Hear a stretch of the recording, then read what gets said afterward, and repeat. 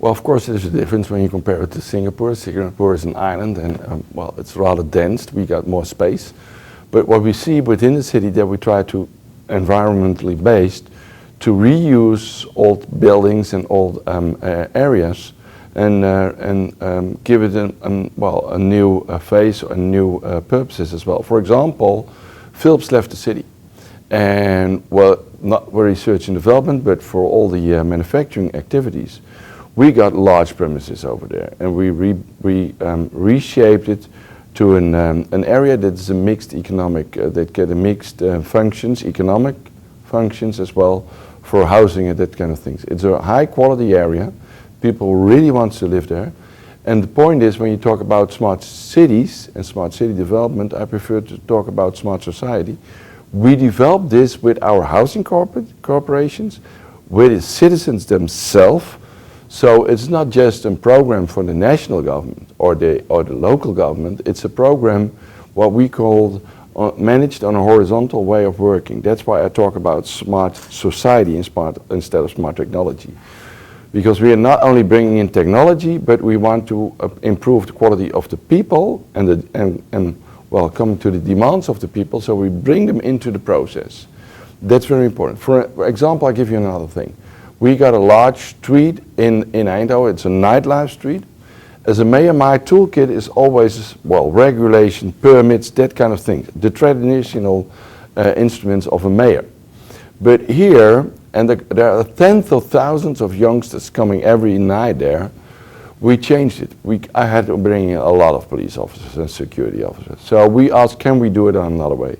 And then we asked, for instance, Philips, the youngsters, the owners of the pubs, the police, then, well, we as local government, we were sitting all together. What can we do? And then the Technological University was involved, and especially the Design Academy.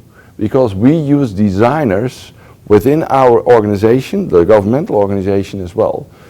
And these are looking to the challenges we got on a different way than we do on a traditional one. So what we did over there is that we placed there new technology. It's about sound, it's about crowd control. And well, we put in light and we found out that, for example, green and a little bit blue light is giving a more calm atmosphere over there. And when someone is going to make noise, really shouting or running away, the hotspot will immediately light and follow this guy. We are doing this with new technology. It's sound tracking and it's face recognition. And we use, well, we try to analyze anonymously the social media as well, like Facebook and SMS and Twitter. And that means that we can bring down the amount of police officers tremendously. And this is together done with the youngsters. And it's giving a far more better atmosphere there. We are very lucky that we took this development. We never, ever as a government would have thought about such a solution by our own. So this working together in a horizontal way with all these stakeholders with their interest, bringing together, gives you new solutions. So this is the way we try to do things in the city. When you talk about planning new developments, we got a high-tech campus. It's the area where we get the highest pattern density in the world. And that is the way we construct it is a completely different one. Normally you got an area with all kinds of companies, they're working together, doing research, but they are not in contact with each other. What we ask to the companies and the research institutes, what do you want? And they said the first thing is that we want to exchange our insight, our knowledge, our experience with colleagues. And then we found out that it would be good that we got no amenities, no restaurants or other facilities within the buildings of the corporates, but that we made in the central area of this plant a huge building. It's called the Strip, where you can do your shopping, your gym, but where you can.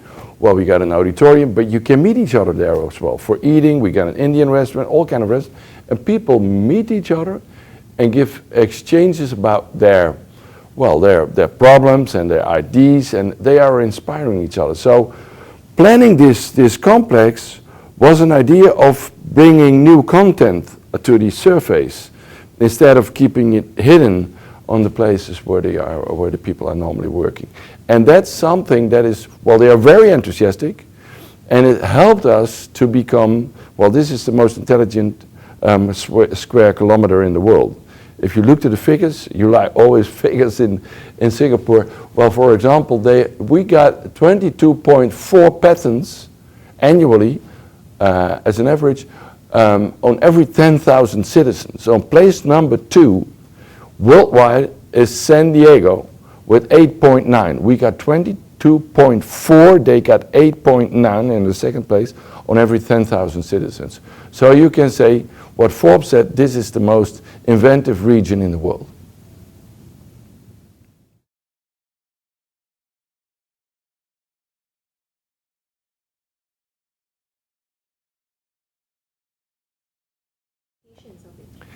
If there is no top-down, can there be a bottom-up? If there's no top and no down, then there can be no bottom-up. And this is what I try to explain. I don't want to talk about bottom-up. I talk about co-creation, and that's the horizontal way of working. Let me give you an example. We already started long ago. I'm not only the mayor of the city, I'm the chair of the Brainport Development Foundation as well. So we are sitting there together with the largest corporates like Philips and ASML and NXP and all of them. And with the Knowledge Institute, we are sitting there together. I'm chair, and we have to put off our cap. We are just people from the city, knowing a lot, and we ask them, what can we do to improve our economy? So they come up with ideas about basics, that's infrastructure and that kind of thing, or technology. We discuss it. And then they say, wow, photonics will be important next couple of 10 years, but maybe something like that. Or what we do is we talk about the people, about what kind of education do we need. And then they say, well, we need people, talents, that should be educated in that direction, with that challenges. So the Knowledge Institute, what is asked from them. Well, this is something we are doing together.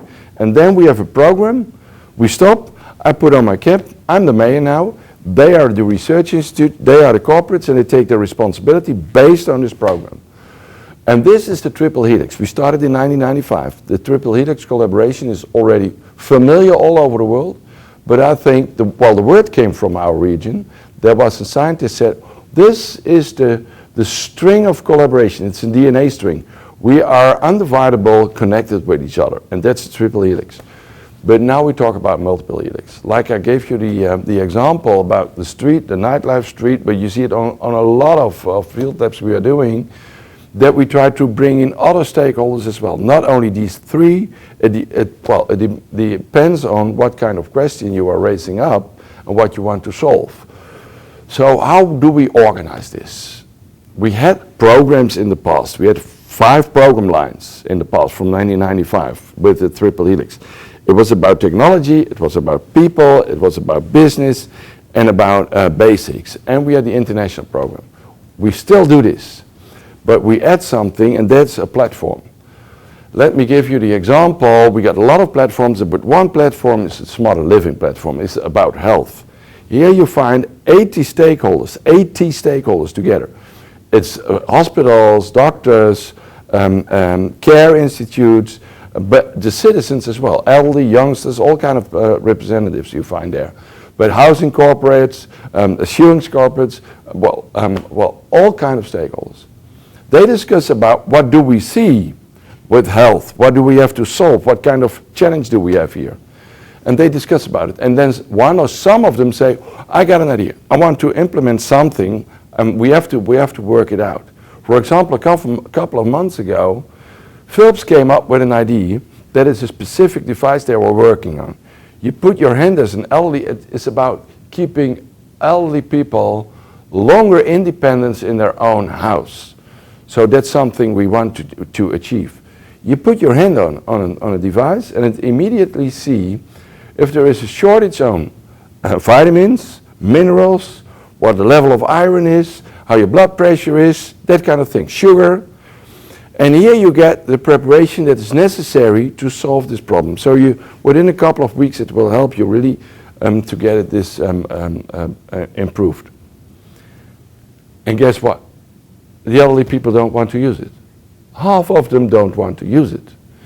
And in the Dutch system, that's the reason, in the Dutch system until yesterday, before the device came in, it's a field lab, before the device came in, they had a nurse coming by. And she was controlling blood pressure and sugar level and that kind of things. And she brought in a cup of coffee and a chat. There was a social contact. And now with these two devices, the elderly people don't have this contact anymore. So we have to solve this problem as well. And then we found out that maybe it would be good, they will not go on Facebook or something, that we organize something that they are, well, digital, connected with the neighbors, with all other elderly people in the neighborhood, or whatever they wanted. So we organized this, and then came out that they got more social contact because they were talking, and I'm ill today. And then someone is saying, can I do the shopping for you today? Or the other way around. So this will be beneficial technologically, health, and it will be improve society. This is a great example. Philips would have never done this. This is because of the horizontal input of all the stakeholders.